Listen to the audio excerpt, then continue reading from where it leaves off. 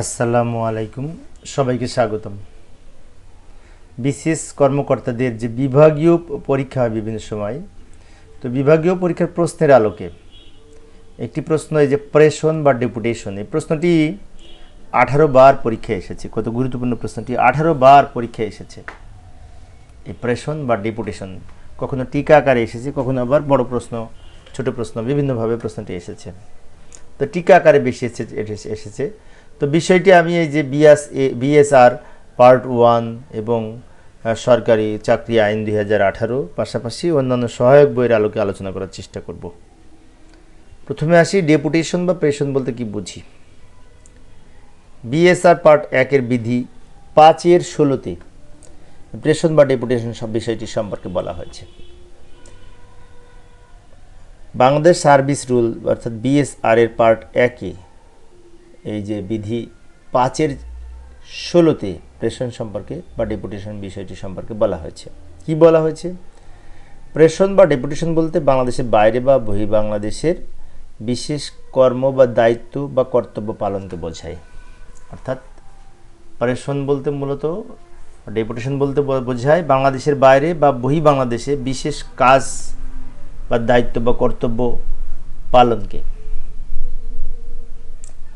প্রেষণরত একজন সরকারি কর্মচারী প্রেষণে নিয়োজিত না হলে বাংলাদেশের যে কোনো পদে নিয়োজিত থাকতেন, এই পদের বিপরীতে বেতনও গ্রহণ করবেন। অর্থাৎ প্রেষণে নিয়োজিত কোনো ব্যক্তি যদি প্রেষণে না আসতেন, তাহলে তিনি কোথাও না কোথাও তার পদে নিয়োজিত থাকতেন এবং এই পদের বিপরীতে তিনি বেতনও নিতেন, এই কথাই বলতে চাচ্ছে। বর্তমানে বই বাংলাদেশের প্রেষণ মঞ্জুরের ক্ষেত্রে বিশেষ ভারপ্রাপ্ত কর্মকর্তার পদ সৃষ্টি করা হয়েছে। অর্থাৎ বর্তমানে প্রেষণের জন্য একটি বিশেষ ভারপ্রাপ্ত পদ, অতিরিক্ত পদ সৃষ্টি করা হয়েছে। উক্ত পদ থেকে বেতনাদি নিতে পারেন। এছাড়াও এই সম্পর্কে এই 2018 বিধিতে অর্থাৎ সরকারি চাকরি আইন 2018-তে প্রেষণ এর অর্থ বোঝায় যে কোনো সরকারি কর্মচারীকে তার নিজস্ব অথবা নিয়মিতভাবে নির্ভরযোগ্য পদ, কর্ম বা কর্মবিভাগ হতে অন্য কোনো পদ বা কর্মবিভাগে অস্থায়ীভাবে প্রেরণকে বোঝায়। এই যে এইখানে কিন্তু আসল সংজ্ঞাটা দেওয়া আছে, তাই না? আগেরটা চেয়ে কিন্তু এটাই স্ট্যান্ডার্ড। অর্থাৎ আমি দুইভাবে আলোচনা করতেছি। তো বাংলাদেশ সরকারি চাকরি আইনের 2018 অনুযায়ী এই প্রেষণ সম্পর্কে যে কথা বলা হয়েছে সেটি হচ্ছে, সরকারি কর্মচারীকে তার নিজস্ব অথবা নিয়মিতভাবে নির্ভরযোগ্য কোনো পদ বা কর্মবিভাগে প্রেরণ করা হয়। অন্য কোনো পদে, নিজের পদ ছাড়াও অন্য কোনো পদে অস্থায়ীভাবে প্রেরণ করা হয়, যেখানে তিনি ডেপুটেশন হিসেবে ন্যস্ত থাকেন বা প্রেষণে ন্যস্ত থাকেন। বর্তমানে বাংলাদেশ সরকার বাংলাদেশের অভ্যন্তরে এক চাকরি থেকে অন্য চাকরি পদে প্রেরণের নিয়োগ করে থাকেন। যেমন আমাদের প্রতিষ্ঠানটা এক সময় সেনাবাহিনী নিয়ন্ত্রিত ছিল, যখন বেসরকারি ছিল আমাদের, এখন তো সরকারি প্রতিষ্ঠান আমাদেরটা। তখন দেখেছি যে এই এর থেকে, বিশেষ করে সেনাবাহিনী থেকে আমাদের এখানে অধ্যক্ষ মহোদয় আসতেন ডেপুটেশনে। তাহলে সেনাবাহিনী থেকে এক পদ থেকে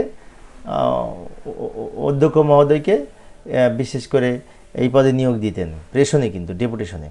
এখানে বলা আছে মূল বেতনের 20% হারে প্রেষণ ভাতা 2015 সাল থেকে বিলুপ্ত করা হয়। একসময় 20% ডেপুটেশন অ্যালাউন্স পেত যারা ডেপুটেশনে থাকতেন, কিন্তু 2015 সালের পর থেকে এই 20% পাবে না মর্মে বিশেষ করে বিলুপ্ত করা হয়। প্রশিক্ষণ প্রতিষ্ঠানে প্রেষণে নিয়োজিত কর্মচারীদের জন্য প্রশিক্ষণ ভাতা চালু থাকবে। তবে একটা কথা আছে, কোনো যদি প্রশিক্ষণমূলক প্রতিষ্ঠানে, যেমন এই যে এই বিএড কলেজ আছে, তারপর হচ্ছে কি যে সরকারি বিভিন্ন ট্রেনিং ইনস্টিটিউট আছে, এই সমস্ত প্রতিষ্ঠানে কেউ যদি প্রেষণে নিয়োজিত থাকেন, তাহলে প্রশিক্ষণ ভাতা চালু থাকবে, সে কথা বলেছে। তো এইগুলি আমরা একটু মনে রাখার চেষ্টা করব। এর পাশাপাশি আমরা আরও নিজেদের মতো করে লিখলে আশা করি ফুল মার্কস পাবো ইনশাল্লাহ। তো আজকে আরও একটি ছোট্ট প্রশ্ন আলোচনা করব, সেটি হচ্ছে এই বাধ্যতামূলক অপেক্ষাকাল কি। এই প্রশ্নটি 7 বার এসছে বিগত পরীক্ষায়, বিভিন্ন বিশেষ করে এই ডিপার্টমেন্টাল পরীক্ষায় 7 বার এসেছে এই প্রশ্নটি। তো বাধ্যতামূলক অপেক্ষাকাল হচ্ছে, সরকার আমাকে যদি কোনো জায়গায় বদলি করে, তার জন্য কিছু সময় অপেক্ষা করতে হয় ওখানে যোগদানের জন্য।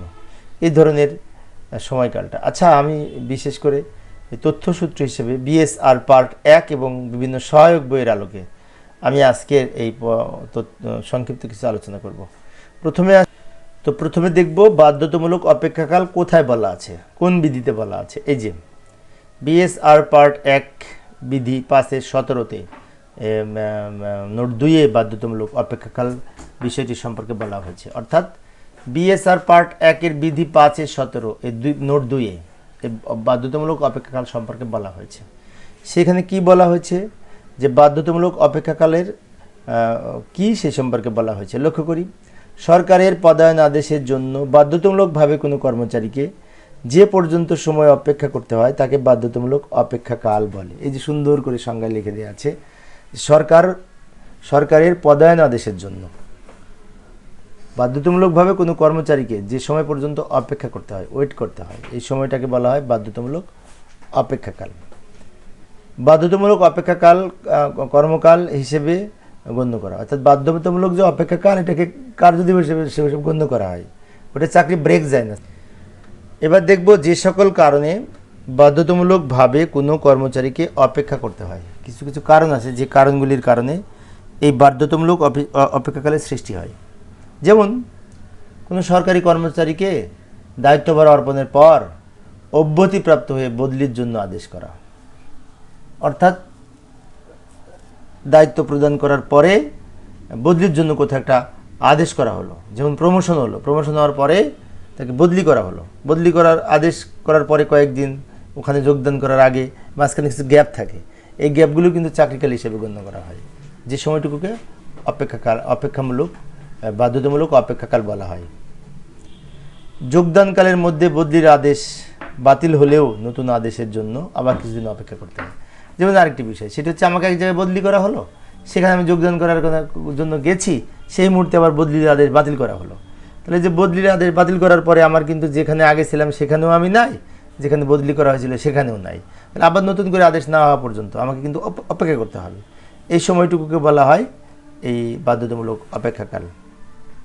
এছাড়াও বদলিকৃত কর্মস্থলে প্রশাসনিক কারণে যোগদান করতে না পেরে, যেমন আমাকে যেখানে বদলি করা হলো ওইখানে কোনো প্রশাসনিক কারণে হয়তো আমি যোগদান করতে কিছুদিন বিলম্ব হলো, তাহলে যে যোগদান করতে পারলাম না, বিলম্বিত হলো, বিভিন্ন কারণে হতে পারে, তাহলে এগুলো এই সময়টুকু যে গ্যাপ থাকে এইটুকু তো আমি ওখানে যোগদান করতে পারলাম না, তাই সেই সময়টুকু অপেক্ষা করতেছি আমি, তাই এটাকে অপেক্ষমান বাধ্যতামূলক অপেক্ষাকাল বলা হয়। তো এগুলি মেন বিষয়, এগুলি লিখলে মোটামুটি টিকা আকারে লিখলে আমরা হয়তো নম্বর পাবো ইনশাল্লাহ। এর বাড়িতে আমরা আরও লিখতে পারি নিজেদের মতো করে। তো এইটুকু মেন বিষয় আমি লিখেছি। মেন দিয়ে এই যে ধারাটা মনে রাখবো, বিএসআর পার্ট 1 বিধি 5-17 নোট 2, এটা মনে রাখার চেষ্টা করব। তো প্রিয় সুধীবৃন্দ, এই ছিল আজকের আলোচনা। আমি অল্প অল্প করে আলোচনা করি, শুনলে এবং দেখলে বেশি মনে থাকে, সেজন্য আলোচনা করি। তো